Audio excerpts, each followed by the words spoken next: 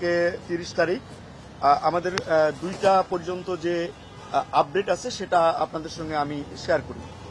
আমাদের আজকে এই মুহূর্তে আমাদের ভর্তি আছে 32 জন রোগী, 32 জন পেশেন্ট আছে। এদের মধ্যে চাইল্ড আছে 27 জন, অ্যাডাল্ট আছে 5 জন। চাইল্ডের মধ্যে 18 জন ফিমেল এবং 9 জন হচ্ছে মেল।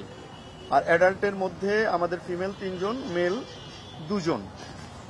আমরা আজকে একজন ফিমেল পেশেন্টকে আমরা ডিসচার্জ করেছি আজকে, যদিও আমরা বলছি যে আমাদের ডিসচার্জের মতো বেশ কিছু রোগী রেডি আছে, কিন্তু যেহেতু পরবর্তীতে ড্রেসিং করতে আসতে হবে সেই জন্য তাদের কমফোর্ট জোনের কথা বিবেচনা করে আমরা হয়তো ধীরে ধীরে রোগীগুলোকে ডিসচার্জ দিব।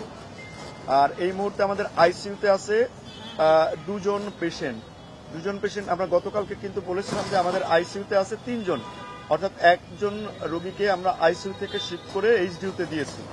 এটা আমাদের জন্য একটা ভালো খবর।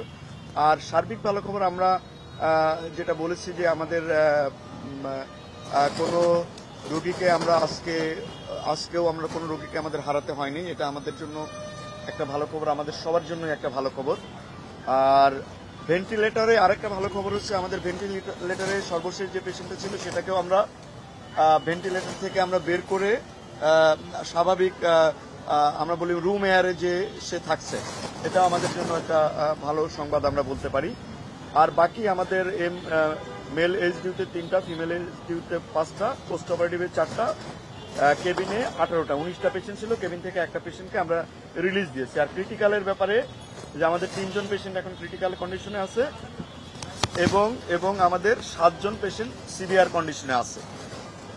ইনহেলেশন ইনজুরির পেশেন্ট 7 জনই এবং 30% এবং অ্যাবাভ কালকের মতোই 5 জন আছে। আমাদের সিভিয়ার থেকে কেউ ক্রিটিক্যালে যায় নাই এবং নতুন করে আইসিইউতে কোনো এন্ট্রি হয় নাই। কেবল ওই আমরা আইসিইউ থেকে একজনকে স্টেপ ডাউন করে আমরা এইচডিইউতে দিয়েছি। এর মধ্যে আর টোটাল ডেথ আগের মতোই আমাদের এখানে 18 জন। আরেকটা ইনফরমেশন নতুন আপনাদের জন্য দিতে চাই, আমরা সর্বশেষ 158টা অপারেশন করেছি এই রোগীগুলোর। অনেক রোগীরই আমাদের অনেকবার করে এবং এইগুলো যেগুলো আমরা ওটিতে করেছি সেই লিস্টটা 158 বার আমাদেরকে সার্জিক্যাল প্রসিডিওরে যেতে হয়েছে এই রোগীগুলোর জন্য।